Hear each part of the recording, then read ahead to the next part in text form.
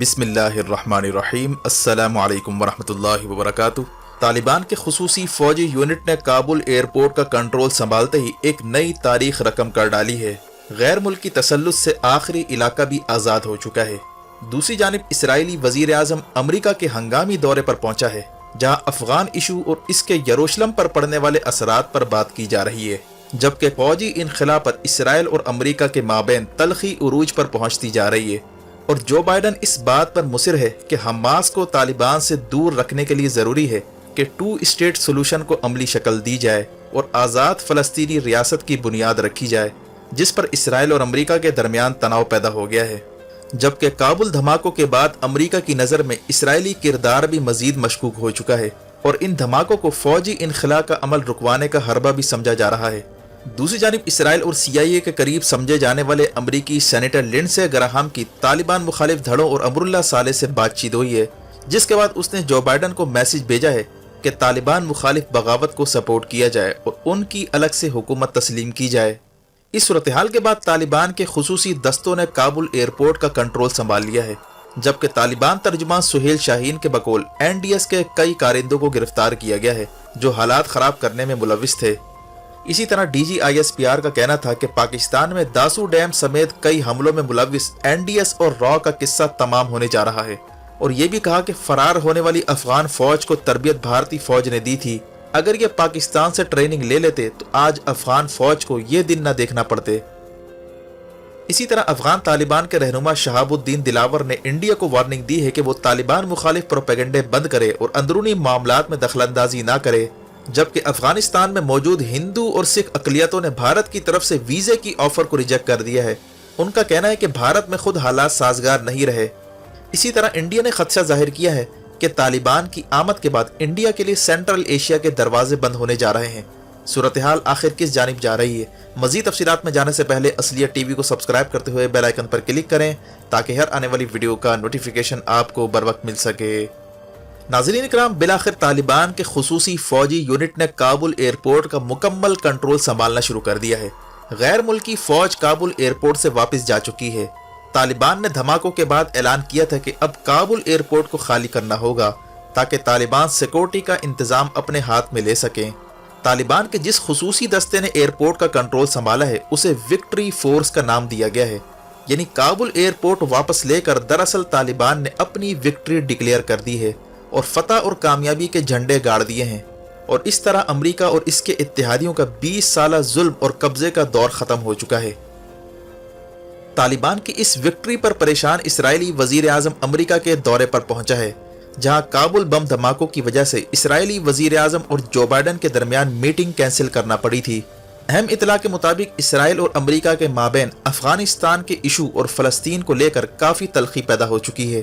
یہاں تک کہ اسرائیلی وزیر اعظم اور جو بائیڈن کے درمیان طے شدہ میٹنگ تاخیر کا شکار ہو چکی ہے، اور وجہ یہ بتائی گئی کہ جو بائیڈن سچویشن روم میں پینٹاگون اور سیکورٹی ایڈوائزر کے ساتھ میٹنگوں میں مصروف ہے، اور وال اسٹریٹ جرنل کا کہنا تھا کہ افغانستان کے خطے پر پڑنے والے اثرات سے اسرائیل پریشان ہے، اور حماس اور طالبان کے درمیان رابطے اور یروشلم پر پڑنے والے اثرات کا جائزہ لینے اسرائیلی وزیر اعظم امریکہ میں موجود ہے۔ اب سوال یہ پیدا ہوتا ہے کہ افغانستان کی حالیہ صورتحال پر اسرائیل کیوں پریشان ہے؟ ناظرین کرام، بھارت اور اسرائیل شروع دن سے ہی امن معاہدے اور فوجی انخلا کے شدید خلاف رہے ہیں، اور ان کی کوشش تھی کہ کسی طرح امریکہ اور طالبان کے درمیان امن معاہدے کو سبوتاژ کیا جائے، جبکہ ڈیپ اسٹیٹ کی یہ بھی خواہش تھی کہ کسی صورت افغانستان کا محاذ کھلا نہ چھوڑا جائے، بلکہ کچھ نہ کچھ موجودگی امریکہ کی ضرور ہونی چاہیے۔ لیکن پاکستان اور پڑوسی ممالک کی جانب سے اڈے نہ دینے پر امریکہ کو اب مکمل انخلا کرنا پڑ رہا ہے، جس کی وجہ سے اسرائیل اور بھارت کو اپنے اپنے ایجنٹوں کو وہاں سے نکالنا پڑ رہا ہے۔ یہی وجہ ہے کہ اسرائیل ان دنوں کافی پریشان ہے، جبکہ امریکی انخلا کے آخری چند گھنٹوں میں کابل ایئرپورٹ پر ہونے والے دھماکے کے بعد یہ امکان بھی ظاہر کیا جا رہا تھا کہ اس میں موساد کا ہاتھ ہو سکتا ہے، تاکہ امریکہ داعش کے خلاف لڑائی کے نام پر اپنی فوج وہاں رکھنے پر مجبور ہو، اور اس طرح فوجی انخلا کا عمل مزید تاخیر کا شکار ہو جائے۔ یہی وجہ ہے کہ دھماکوں کے فوراً بعد امریکی صدر اور اسرائیلی وزیر اعظم کی طے شدہ میٹنگ منسوخ کر دی گئی تھی، جو اسرائیل اور امریکہ کے درمیان تلخی کی جانب بھی اشارہ کرتی ہے۔